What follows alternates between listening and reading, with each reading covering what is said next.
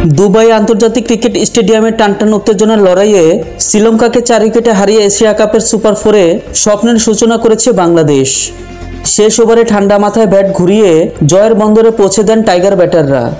প্রথমে ব্যাট করে লঙ্কানরা তোলে 7 উইকেটে 168 রান।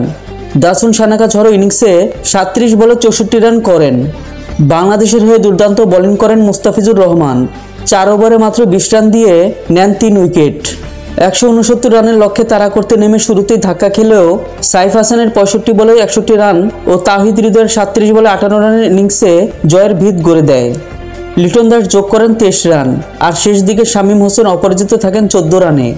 19 ওভার 5 বলের লক্ষ্যে পৌঁছে যায় বাংলাদেশ। শ্রীলঙ্কার হয়ে সানাকা ও হাসারাঙ্গা নেন 2টি করে উইকেট। তবে মুস্তাফিজের নিখুঁত বোলিং আর সাইফ হৃদয়ের জুটির সামনে লঙ্কানদের জয়ের আশা ভেস্তে যায়। এই জয়ে ফাইনালের পথে এক ধাপ এগিয়ে গেল বাংলাদেশ। সামনে ভারত ও পাকিস্তানের মতো প্রতিপক্ষ থাকলেও শ্রীলঙ্কার বিপক্ষে এই জয় থেকে আসবে টাইগারদের আত্মবিশ্বাস।